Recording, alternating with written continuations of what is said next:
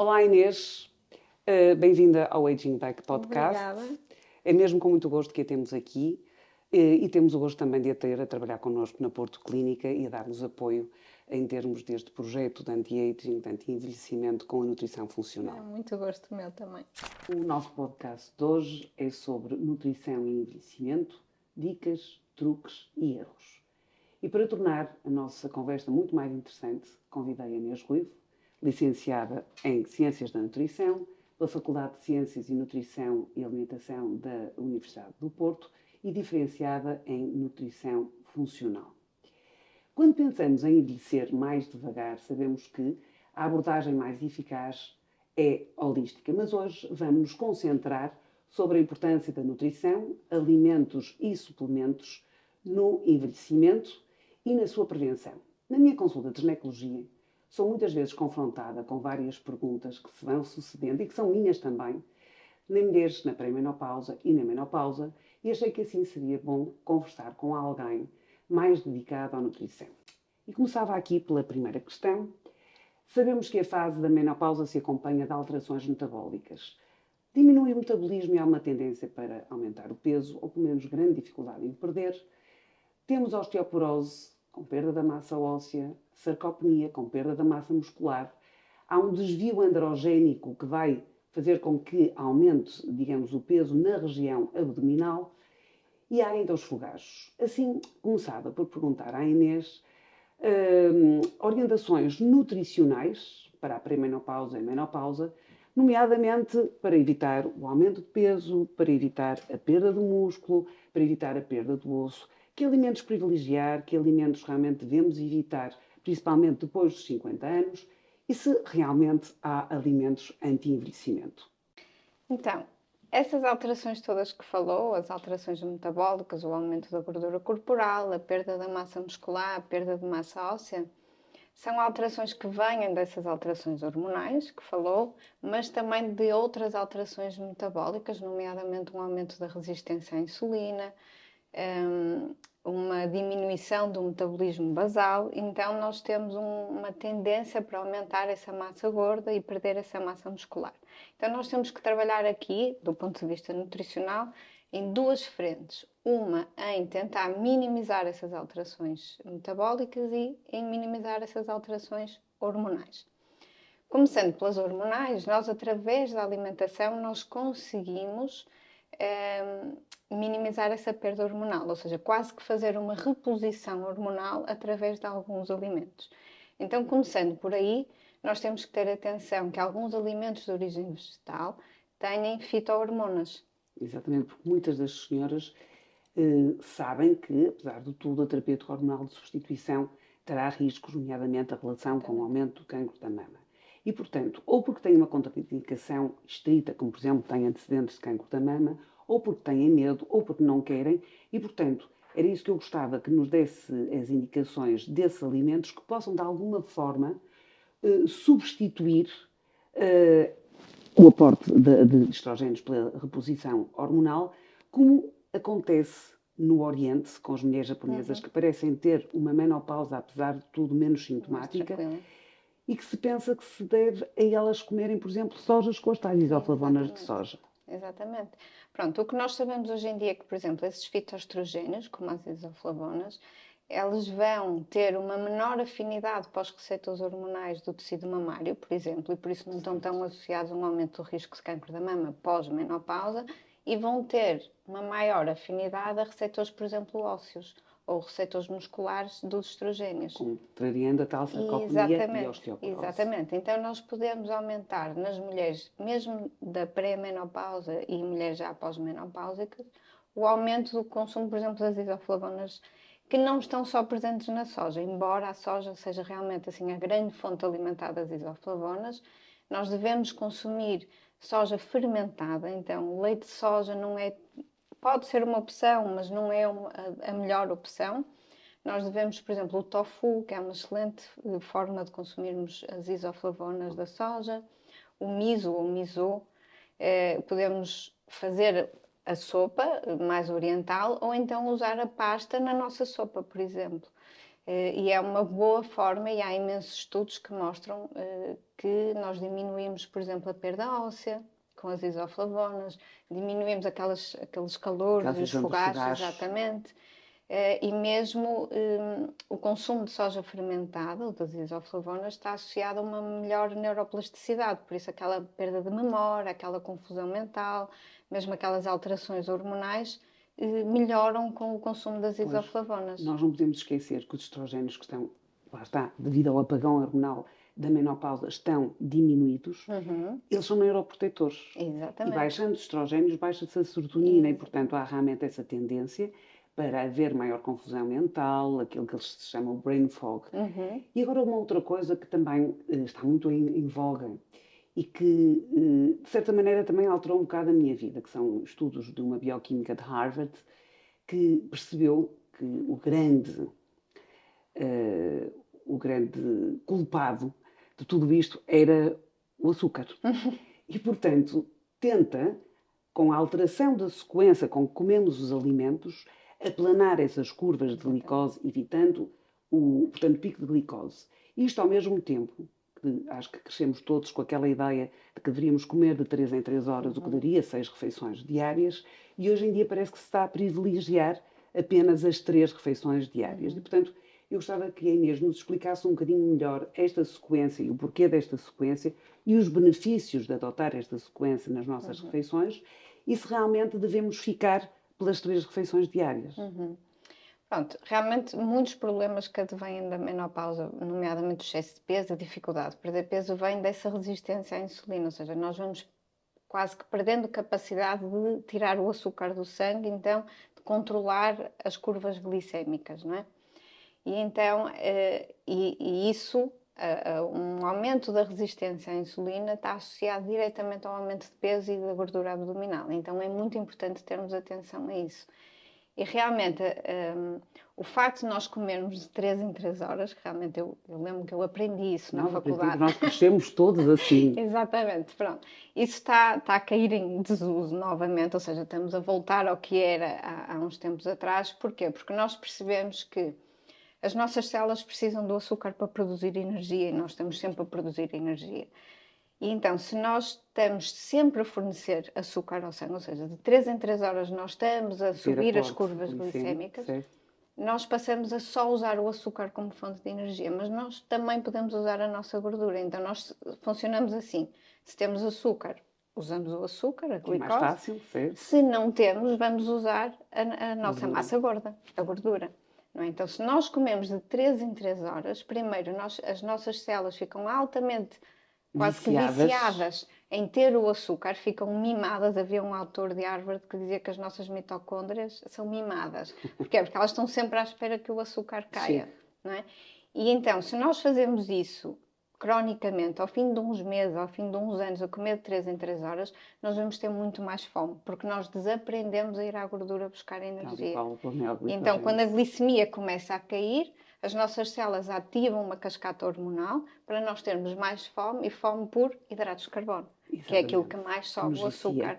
Exatamente. Então nós vamos armazenando gordura, e por isso é que nós aumentamos de peso, porque nós não gastamos, nós estamos sentados praticamente o dia inteiro e a comer de 3 em 3 horas. Isso leva-me a só fazer aqui um parênteses, porque acho isto muito interessante.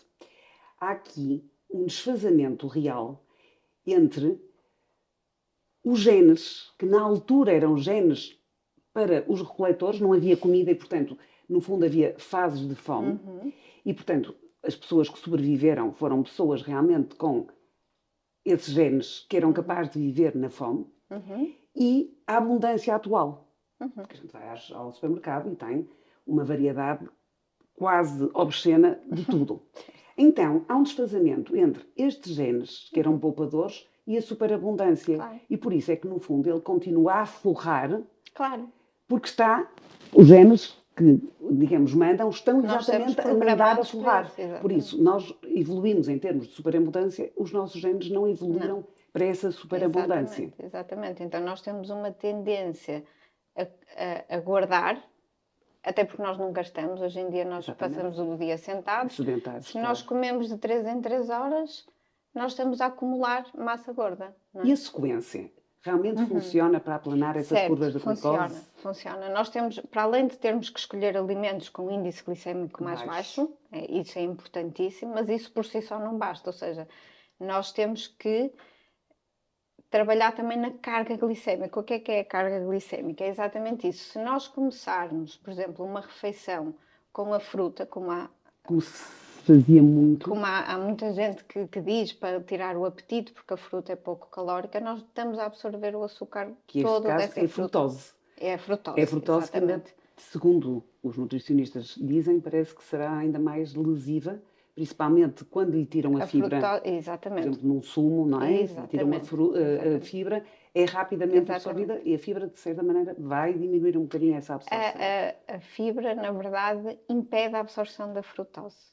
Pronto. Então, como é que vamos começar a nossa refeição? Nós devemos começar sempre com os hortícolas, que é o que tem mais fibra, precisamente. Uma salada, uma salada, exatamente, uma salada, uns legumes salteados, ou cozido, enfim, legumes. É por onde temos que começar. A seguir, nós temos que ir para a proteína e para a gordura. Okay.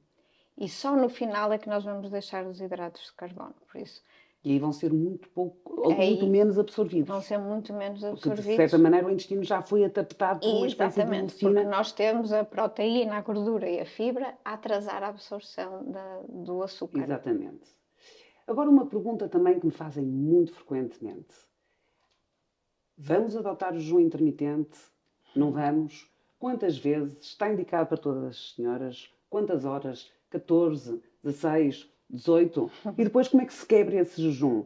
E depois uma pergunta que também a mim me surgiu é: devo fazer exercício físico em jejum para maximizar a perda de gordura ou isso não é uma boa ideia? E porquê? Porque se fizermos isso podemos estar a contribuir para uma certa expoliação proteica do músculo numa altura, na menopausa e pré-menopausa, em que já estamos a perder massa muscular. Eu sou fã do jejum intermitente e acho que o jejum intermitente é muito importante na menopausa porque vai ajudar em vários pontos que são importantes na menopausa, nomeadamente na restrição calórica, nomeadamente em aumentar ou diminuir o stress oxidativo. Agora, há uma coisa que é muito importante e eu digo sempre, que é o jejum intermitente é muito bom, mas se for muito bem feito. Se ele não for bem feito, pode ser pior, ou seja, já deixa de ser bom e passa a ser ter lesivo, nomeadamente com a expoliação da parte proteica. Exatamente, pronto.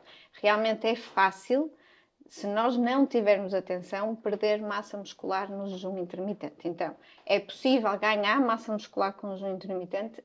É possível. É possível manter e é possível, inclusivamente, ganhar massa muscular. Agora, ele tem que ser feito com muita responsabilidade, não é? À medida que nós diminuímos o número de refeições por dia, aumenta a responsabilidade de cada uma dessas refeições. E ficamos só, digamos, pela alimentação, que em princípio, se for equilibrada, deveria trazer todos os nutrientes que precisamos, ou há lugar, por exemplo, à suplementação?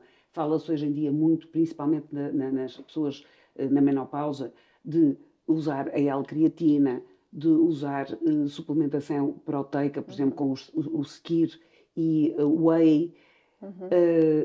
Há lugar para isso?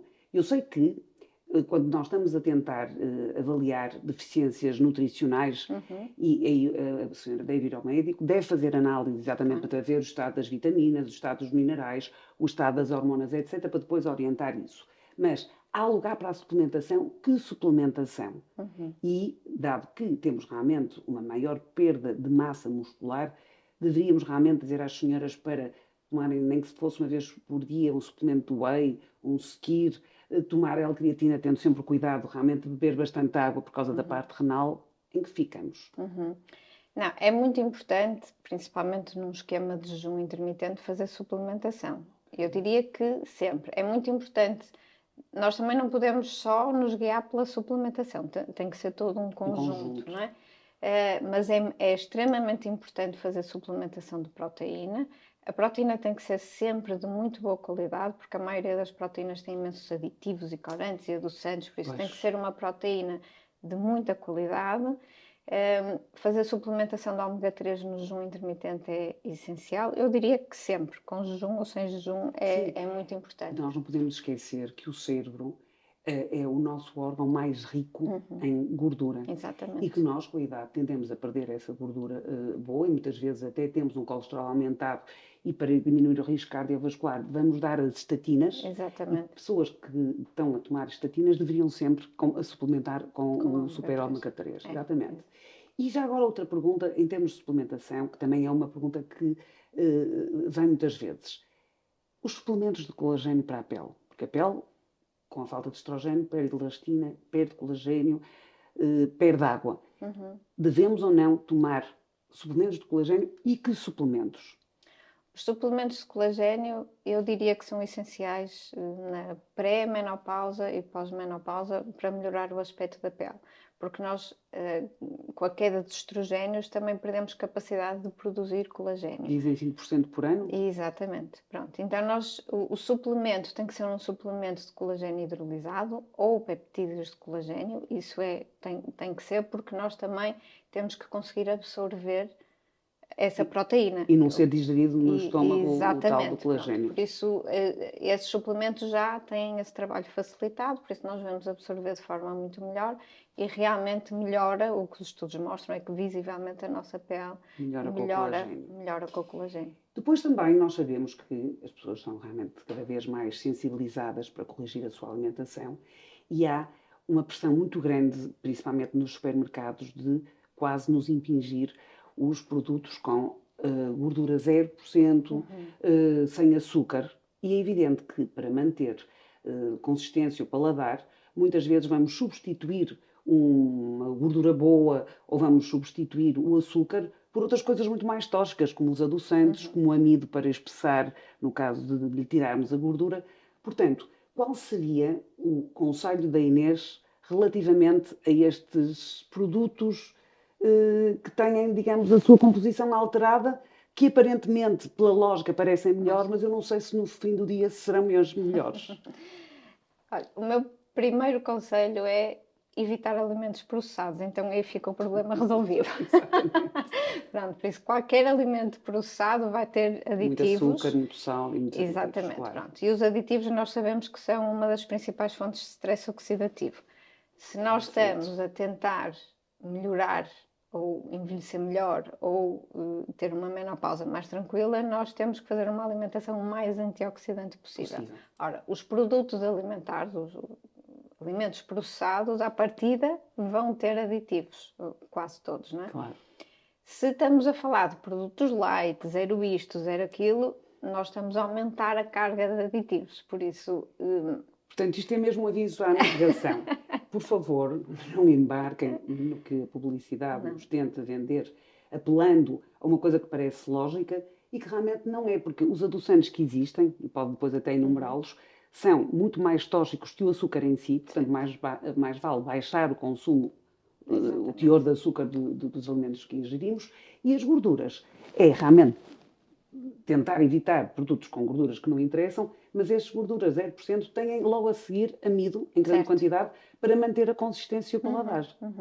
E normalmente os que têm menos gordura têm mais açúcar. Claro, porque isso tem que ser palatável. Exatamente. E por último, gostava muito de lhe perguntar sobre a importância dos testes genéticos no sentido de nos ajudar, através do estudo dos genes do metabolismo e depois aplicá-los não só realmente à nutrição, como ao exercício físico e até mesmo muitas vezes à metabolização de fármacos, no sentido de adequar para aquele cartão de cidadão genético uma dieta para aquela pessoa que é diferente da outra pessoa, porque muitas vezes dizem, mas eu vou fazer uma dieta vegan, eu vou fazer uma hipocalórica ou uma hiperproteica, que é que se adapta a mim? Até que ponto estes testes genéticos, eu uso da Heart Genetics, que me parecem com uma boa, portanto, uma boa resposta, nos servem para orientar uma dieta, melhorar a adesão a essa dieta, porque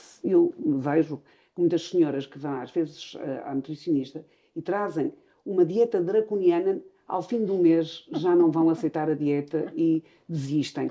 E nós, no fundo, queremos uma dieta à qual haja uma adesão. E eu acho, de certa maneira, que os testes genéticos nos vão orientar nesse sentido. Portanto, gostava de saber, enquanto nutricionista funcional, a importância de nos basearmos nestes testes para orientar metabolicamente a senhora na menopausa ou na pré-menopausa. Não, esses testes, eu sou fã dos testes, não é? Por isso é que trabalho tanto com os testes genéticos. Eles vão facilitar, quer por essa questão que falou, que a pessoa olhando e dizendo assim, ok, este é o meu organismo, este é a minha carga genética, então vai haver outra motivação, não é? Para cumprir e para fazer alterações do hábito alimentar. Isso é logo um motivo forte. O outro motivo, e mais evidente, é que realmente nós olhamos para os genes da pessoa e sabemos o que é que vai funcionar com aquela pessoa. Sabemos quais são os riscos, alguns riscos, por exemplo, haver uma maior predisposição para a resistência à insulina. Eu já sei que essa pessoa vai ter que ter muito mais cuidado com os hidratos de carbono, já sei que essa pessoa vai ter que fazer mais exercício. Nós avaliamos também não só o metabolismo de hidratos de carbono, o metabolismo das proteínas, por exemplo. Uma dieta hiperproteica funciona para uns, não funciona para outros. Não é? Fazer uma restrição calórica, tem que haver muita restrição calórica ou basta haver um déficit calórico ligeiro? Então, às vezes as pessoas estão a fazer sacrifícios que não precisam. Porquê? Porque estão a fazer restrição calórica, mas não estão a ter cuidado com as proteínas. E então numa pessoa as proteínas é mais importante que a restrição calórica. E depois também conseguimos avaliar outros fatores, nomeadamente a importância do sono. Nós sabemos que o sono é muito importante para a gestão do peso. O sono é o mais mal amado e se tivermos que roubar alguma coisa é no sono. É o sono, exatamente. Pois, e está mal. Há pessoas que o sono, às vezes eu olho para um teste e digo em consulta, digo assim, a alimentação é importante. Mas no seu caso o sono ainda é muito mais importante. Pois, este, por exemplo, que eu uso, o My NutriGenes, que dá muitas dessas informações, dá também, e eu descobri agora que o fiz, as intolerâncias à lactose e as intolerâncias ao glúten. Nós temos tanta exposição ao glúten desde que nascemos que o nosso organismo acaba por ficar alérgico, entre aspas, e por isso eu acho que estes testes também nos podem evidenciar algum tipo de intolerâncias e alimentos a evitar para não termos aquela sensação de ar, de estarmos de estufamento, que é muito desagradável. E, portanto, acho que isto é esta medicina 3.0 que, no fundo, vai tratar a gente saudável e vai personalizar a medicina. Portanto, nós estamos aqui a fazer um fatinho à medida. Exatamente. Pronto, e agora para acabarmos, pedi-lhe então que nos desse, pronto, 2 ou 3 linhas orientadoras para as mulheres na pré e na pré-menopausa, na menopausa, o que comer, o que não comer, crime de lesa majestade, o que não comer de todo e aquilo que seria, que seria, pronto, quase um sacerdócio, no fundo, não devemos ser nunca fundamentalistas, até porque com fundamentalismo não vamos conseguir compliance, não vamos conseguir adesão, e nós queremos é uma coisa sustentada, porque se nós estamos a tentar envelhecer melhor e a aumentar o tempo que vivemos, quer dizer, é muito tempo a fazer uma coisa draconiana à qual nós não vamos aderir. Exatamente. Pronto, existem assim alguns pontos-chave que eu digo a todas as mulheres, que é, deve-se evitar, não há um nunca, não é? Mas deve-se evitar produtos alimentares muito processados, por causa dos tais aditivos e do aumento do stress oxidativo. Se nós queremos envelhecer bem, nós não podemos estar oxidadas, temos que estar antioxidadas. Nem oxidadas, nem delicadas. Exatamente. Pronto, por isso, evitar os produtos alimentares muito processados, o açúcar, e com o açúcar eu digo farinhas refinadas, digo pão, bolachas, refrigerantes. Inês, diga só aqui que é uma coisa que eu vi uma vez num programa de um nutricionista no Brasil e que me impressionou muito. Qual é a quantidade de açúcar que está, por exemplo, numa lata de Coca-Cola ou numa lata de Ice Tea? São cerca de 3 pacotinhos de açúcar. Eles disseram mesmo 7, portanto, não interessa. 7. Entre 3 a 7. Portanto, é uma quantidade demasiadamente grande. E logo aí, evitando os refrigerantes, estamos a poupar uma quantidade de açúcar que depois podemos até comer num bolinho no fim da refeição, que é na altura em que ele vai ser menos absorvido. Exatamente, exatamente. Inês, foi um enorme prazer. Muito obrigada por ser tão esclarecedora. Obrigada, eu. Acho que realmente falamos daquelas perguntas que vêm em quase todas as consultas de ginecologia, que são as minhas questões, que foram as minhas questões quando eu lá cheguei e que, caramba, não é assim uma mudança tão grande na nossa vida com um ganho enorme. Certo. Muito obrigada. Obrigada, eu.